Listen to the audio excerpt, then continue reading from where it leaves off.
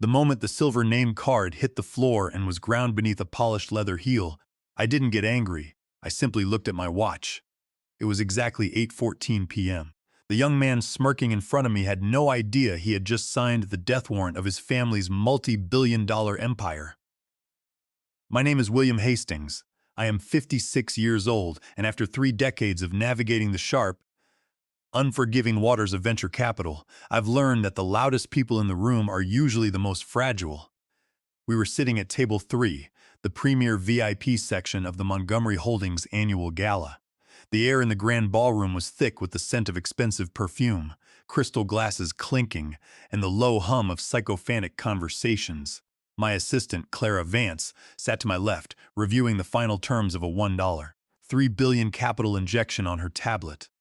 The deal was set to be finalized the next morning, a lifeline that Montgomery Holdings desperately needed to survive a looming debt crisis. Then Julian Montgomery arrived. At 25 years old, he carried the title of Vice President of Business Development, a position handed to him solely because of his last name. He was accompanied by a young woman dripping in diamonds, her nose tilted upward as if the very air in the room wasn't clean enough for her. Julian didn't ask. He didn't look at the seating chart. He walked straight to our table and tapped his fingers on the polished mahogany. "This seat is taken," he said, his voice dripping with condescension. I didn't look up from my glass of water. "Correct," I replied calmly. "I am sitting in it." He let out a dry, mocking chuckle. "It's for my girlfriend. You and your assistant should head to the general guest section in the back." "Ma'am, sir, you don't belong here." Before Clara or I could say a word, Julian reached down, grabbed my custom-engraved silver name card from the table, and tossed it onto the marble floor. Then, with deliberate slowness, he ground his heel into it, scratching the metal and leaving a dark, dusty smudge over my name. Clara stood up, her face flushed with anger. "Excuse me, do you have any idea who you are talking to?" Julian ignored her completely. He pulled the chair out for his girlfriend, gesturing for her to sit down as if we were nothing more than empty space. The girlfriend smiled, a victorious, smug expression on her face. Around us, the chatter at neighboring tables began to quiet down. The glitz of the gala faded as guests began to notice the confrontation. Several phones were raised, cameras rolling, capturing every second of the interaction. I bent down, picked up the bent, dirty name card, and set it back on the table. I looked Julian dead in the eye. My voice was quiet, steady, and devoid of any anger. "You shouldn't have done that," I said. He laughed loud enough for the surrounding tables to hear. "And what are you going to do about it? Call security?" "My mother owns the security company. She owns this entire hotel. She owns the company you're trying to leech off of." "What you just did," I said, ensuring my voice was clear enough for the recording phones to pick up, "just cost your mother exactly $1.3 billion. Julian's smirk faltered for a fraction of a second, replaced by a flicker of confusion. But his arrogance quickly returned. "Let's get my mother down here, then," he sneered. "Let's see if she can help you understand your place in this city." Clara looked at me, her eyes filled with concern. "William, we should leave," she whispered. "This is a waste of your time." I raised a hand slightly, signaling to remain calm. I stayed in my seat waiting. The crowd around us was silent now, watching the drama unfold. Julian pulled out his phone and dialed. "Mom, get down to table 3 right now. There is some stubborn middle-aged man squatting in our VIP seats, claiming he has $1 billion. He is making a scene." The atmosphere in the room shifted before Eleanor Montgomery even entered. The crowd parted like water.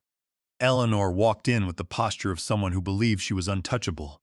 She was 55 years old, dressed in a custom designer gown, her face a mask of absolute authority.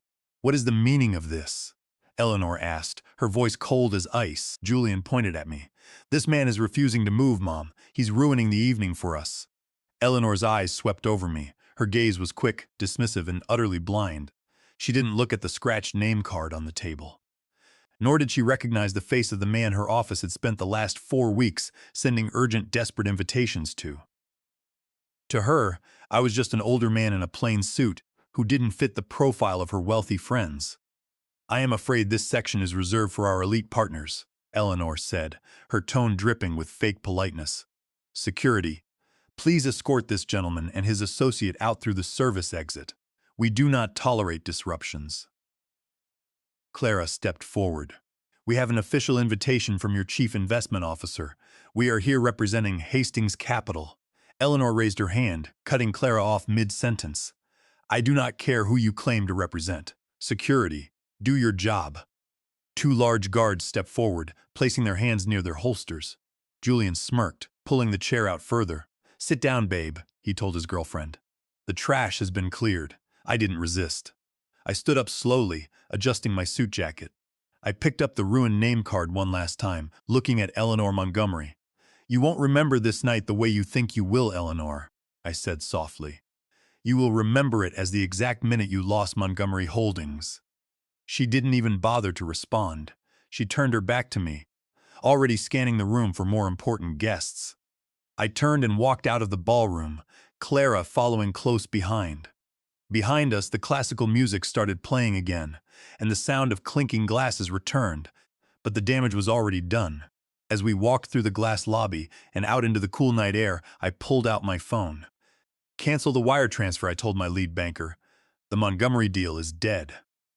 At that exact moment, Winston Bradley, the chief investment officer of Bradley Capital, the largest shareholder of Montgomery Holdings, was trapped in a gridlock traffic jam 3 blocks away. Sweat was beading on his forehead. Winston knew exactly what I looked like, and he knew that without my $1.3 billion, Montgomery Holdings would be forced to declare bankruptcy by the end of the week. His phone rang. It was Eleanor's secretary. Hi, Winston, the secretary said cheerfully. The gala is going beautifully. Has William Hastings arrived yet? Winston gripped the steering wheel. I am stuck in traffic, but he should be there. Did you welcome him? Well, the secretary hesitated. There was a minor issue at table 3. An older man was causing trouble over a seat, but Eleanor had security escort him out. He's gone. Winston felt the blood drain from his face. His heart stopped. You escorted who out?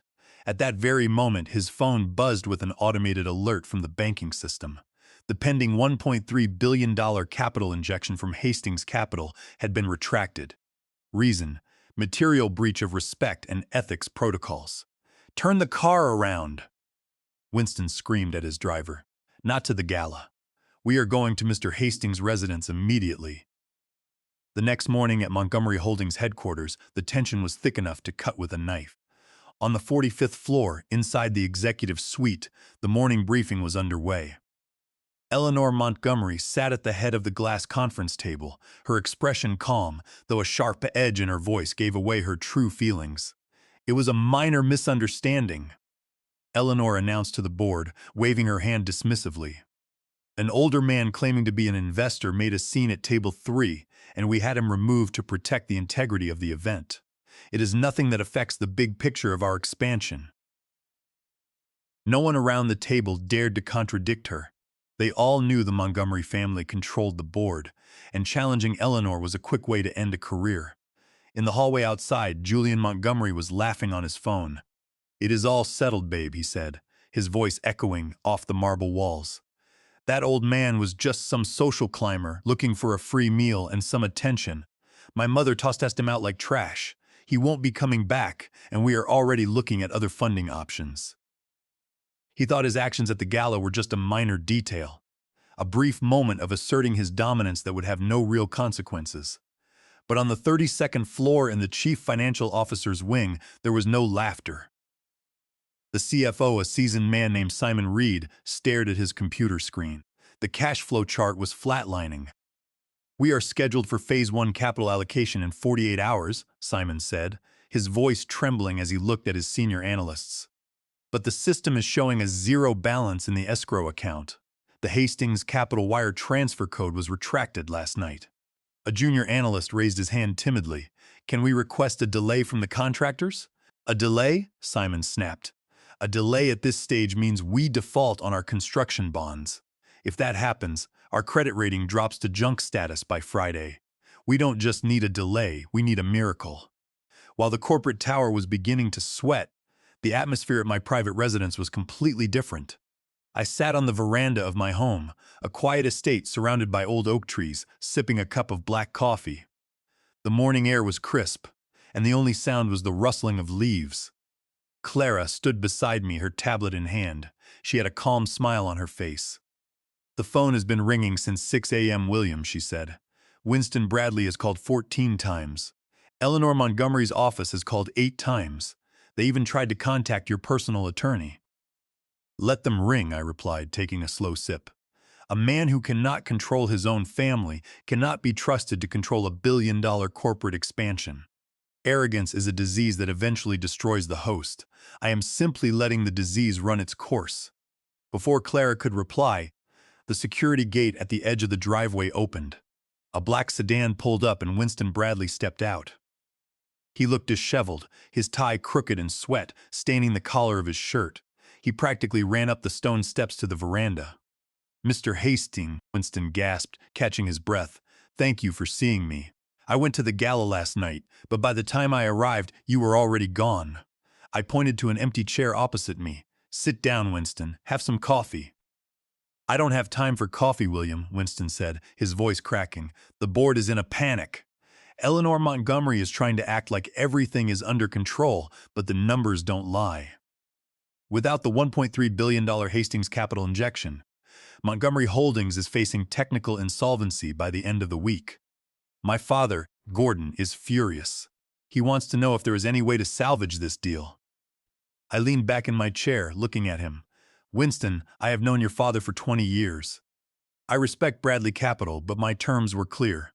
I do not partner with people who treat basic human respect as a luxury they can ignore." Julian Montgomery threw my name card on the floor and stepped on it. "Eleanor Montgomery ordered security to escort me out like a common criminal. They made their choice. Now they must live with the cost." Winston buried his face in his hands. "I know. I saw the video. It's already circulating among the major shareholders. It looks terrible. But surely we can work out a solution. Perhaps a public apology. A change in the board structure." "It's too late for simple apologies, Winston," I said. "But since you are here, I want to show you something." I nodded to Clara. She tapped her tablet and slid it across the table toward Winston. "What is this?" Winston asked, squinting at the screen. While Eleanor and her son were busy playing rulers of high society, my team was conducting a deep audit of Montgomery Holdings subsidiary accounts, I explained. We wanted to ensure our $1.3 billion would be placed in a clean system. Instead, we found something very interesting. Clara pointed to the document on the screen. "These are 3 separate short-term loan agreements signed over the last 6 months totaling $85 million, she said. They were secured using Montgomery Holdings' prime real estate assets as collateral. The loans were authorized by Julian Montgomery." Winston frowned. "Julian is the vice president, but he doesn't have the authority to pledge prime corporate assets without a full board resolution and the CEO's signature." "Precisely," I said. "And if you look at the board resolutions attached to those loans, you will see Eleanor Montgomery's signature. But look at the dates. On the date of the second loan, Eleanor was in Switzerland for a medical checkup, completely off the grid. On the date of the third loan, she was in Tokyo. Our handwriting experts analyzed the signatures. They are highly sophisticated copies." Winston's eyes widened. His face turned from pale to completely white. "You are saying Julian forged his mother's signature to get loans?" Clara nodded. "Yes, and he did it using a subsidiary company registered in Delaware that operates outside the main audit loop. The funds from those loans didn't go to Montgomery projects. They were funneled into a private shell company controlled by Julian and his girlfriend." I looked at Winston, whose hands were now shaking. "Under California Penal Code Section 470, forgery is a felony. More importantly, because those signatures were forged, the loan agreements are void ab initio. They are legally invalid from the very beginning. The moment the banks find out, they will declare a default and call in the loans immediately." Winston stood up, his chair scraping loudly against the stone floor. "This is fraud. If this gets out, the stock will crash. Montgomery Holdings won't just go bankrupt, the family will go to prison, which is why you need to decide where Bradley Capital stands." "Winston," I said quietly, "you are the largest shareholder. You can either sink with the Montgomery family or you can help me clear the wreckage." Winston stared at the tablet, then at me. "What do you want me to do?" "Tell your father to call an emergency board meeting for tomorrow morning," I said. And tell him to keep his phone on. The real storm hasn't even started yet. By Wednesday afternoon, the video from the gala was no longer a private secret among the wealthy. It had leaked onto public social media platforms under a title that spread like wildfire: The Price of a VIP Seat at the Montgomery Table. The footage was crystal clear. It showed Julian Montgomery throwing my silver name card to the ground and stomping on it. It showed Eleanor Montgomery draped in diamonds, looking down her nose at me and ordering security to drag me out through the service exit like garbage. The contrast between my quiet, calm demeanor and the Montgomery family's raw arrogance was striking. By the time the markets opened, the video had reached 5 million views. Montgomery Holdings' public image was shattered. Shareholders saw a family that didn't just lack respect but lacked basic sanity, tossing away a $1.3 billion lifeline to satisfy the petty whims of an entitled son. Within the first 2 hours of trading, Montgomery Holdings stock plummeted by 18%, erasing nearly $400 million in market capitalization. At the Hastings Capital Legal Office in downtown Chicago, my team of attorneys was already moving. They filed a massive lawsuit in the Delaware Court of Chancery. The legal complaint was not just a simple breach of contract. It was a direct blow aimed at Eleanor Montgomery's position. Clara walked into my office carrying a printed copy of the filing.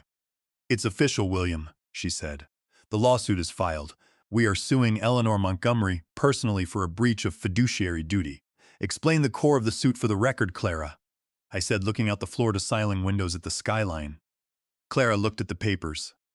"Under corporate law, Eleanor as CEO and director owes a fiduciary duty of care, loyalty, and good faith to Montgomery Holdings and its shareholders. By ejecting the lead investor of a critical $1.3 billion deal over a minor seating dispute involving her son's girlfriend, she acted in bad faith. Her actions directly caused the collapse of the funding deal and the subsequent 18% drop in the company's valuation. So we are seeking damages and a court-ordered injunction to freeze her executive powers." "Perfect," I replied. "Let's see how long her pride holds up under this pressure."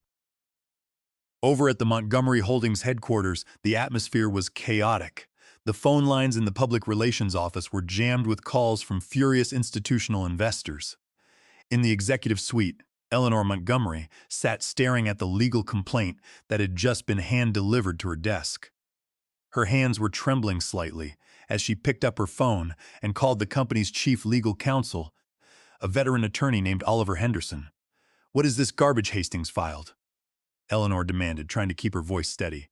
"Breach of fiduciary duty? That's ridiculous. It was a private event.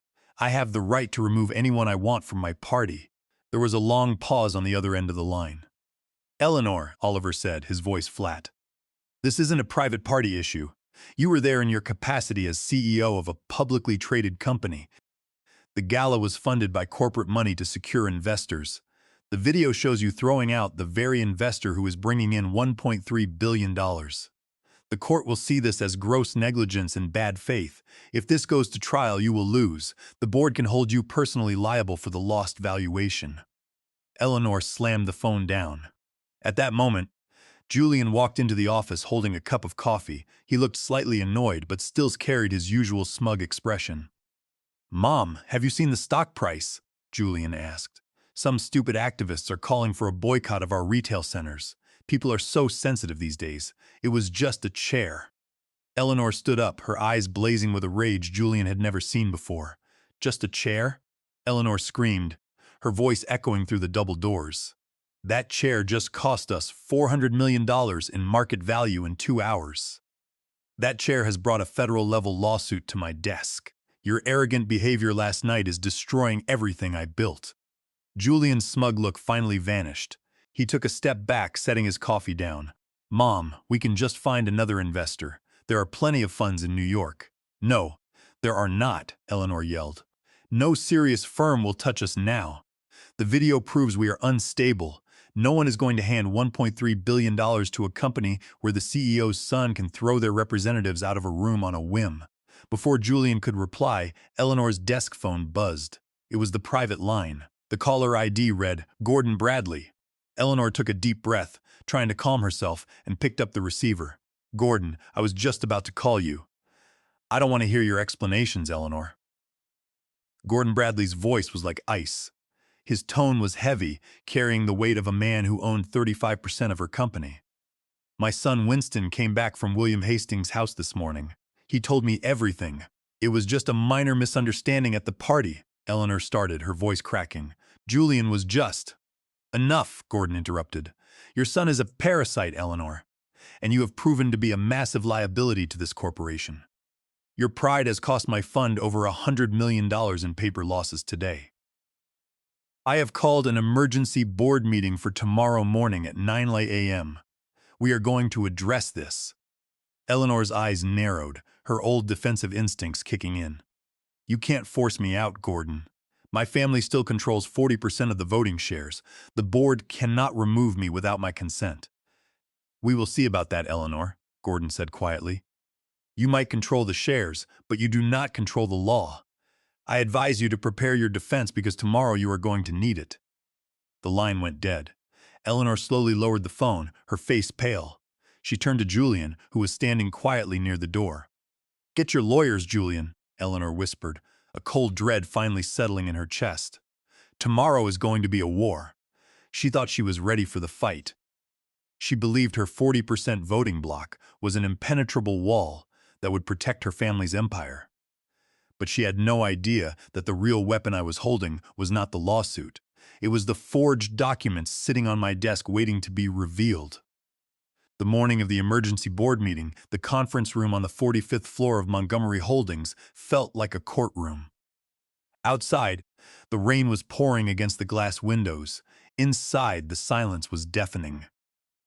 Eleanor Montgomery and Julian Montgomery arrived early, dressed in high-end designer suits, attempting to project an image of absolute control. They sat on one side of the mahogany table. On the other side sat Gordon Bradley and Winston Bradley, along with 4 other major board members. At exactly 9 a.m., the heavy double doors of the boardroom opened, but it wasn't a secretary entering. I walked in followed by Clara and our lead corporate attorney, a man named Henderson, who carried a thick black leather briefcase. Eleanor's eyes flared with anger. She stood up immediately. This is a closed board meeting, William, she hissed. You have no standing here. You retracted your investment. You are an outsider. I calmly walked to the head of the table, pulled out a chair, and sat down. I set my ruined silver name card from the gala right in front of me. Actually, Eleanor, I have every right to be here, I replied, my voice cool and even. I was invited by Gordon Bradley, who represents 35% of the voting shares. And more importantly, I am here as the largest creditor of this corporation. Eleanor let out a sharp, bitter laugh. Creditor, our debt is held by commercial banks. You don't own a single bond. I nodded to Henderson. He opened the briefcase and slid a stack of legal documents across the table. One set went to Gordon and the other went directly to Eleanor. Yesterday, Hastings Capital purchased $85 million in short-term promissory notes from West Coast Capital. Henderson explained, his voice professional and dry. These notes were secured using 3 of Montgomery Holdings' premier retail properties as collateral. The documents were signed and authorized by Julian Montgomery, acting as Vice President of Business Development. Eleanor frowned, turning to Julian. Julian, what is he talking about?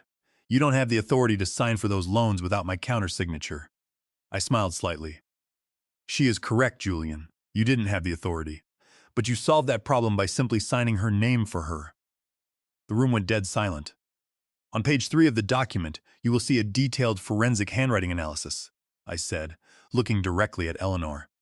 And on page 5, you will see the digital audit trail. The electronic signature file for Eleanor Montgomery was accessed from an IP address registered to Julian's private penthouse on a Tuesday night at 11:30 p.m.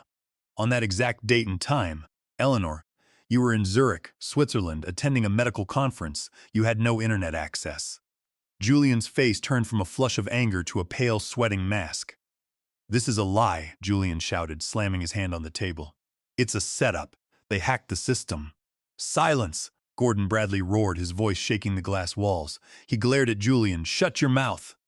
Henderson continued, ignoring Julian's outburst. Under California Penal Code Section 470, forgery is a felony. Because the authorization documents were forged, the loan agreements are void ab initio. They are legally invalid from the very beginning. West Coast Capital has already declared a material fraud default. And since Hastings Capital now owns those notes, we have issued an immediate demand for acceleration. We want our $85 million back within 24 hours. Eleanor stared at the documents, her eyes wide with horror. She slowly turned her head to look at her son. "Julian, tell me this is a mistake," she whispered. "Tell me you didn't do this." Julian couldn't look her in the eye. He stared down at the table, his breathing shallow. "Eleanor," I said, leaning forward. "It gets much worse because Montgomery Holdings cannot pay $85 million in 24 hours. The cross-default clauses on your other $300 million in commercial loans have just been triggered. The banks were notified of the fraud default at 8:30 a.m. As of 9:15 a.m., all of Montgomery Holdings' primary operating accounts have been frozen.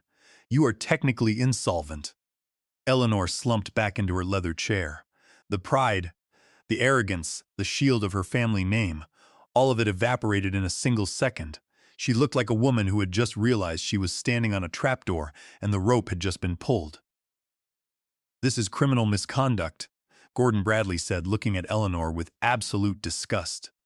"The corporate veil is pierced. You and Julian are personally liable for this fraud. The banks will come after your personal estates, your houses, your cars, everything. You will be facing bankruptcy and a federal prison sentence." "There is a way out, Eleanor," I said quietly. She looked up, her eyes desperate, clinging to any shred of hope. "What? What do you want?" "Hastings Capital will buy out the Montgomery family's 40% voting block," I said. "We will pay you exactly 20 cents on the dollar based on yesterday's market close. That money will not go to you. It will go directly to pay off the $85 million forged debt, clearing the criminal liability and saving your son from immediate prosecution." Eleanor gasped. 20 cents? That is pennies. We built this company. "You destroyed it," I replied, pointing to the ruined name card on the table. "You destroyed it. The moment you let your arrogance blind you.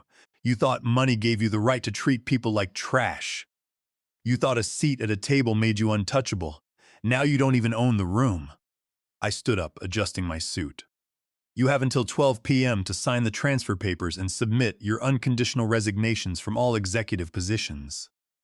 If you sign, the debt is cleared and you walk away with your freedom, though you will be broke. If you don't sign, the district attorney will have warrants for both of your arrests by 1 p.m. I turned and walked toward the exit, Clara and Henderson behind me. "William," Eleanor called out, her voice cracking, completely devoid of the ice she had held the night before. "Please." I didn't stop. I walked through the double doors, leaving the boardroom to its silent panic.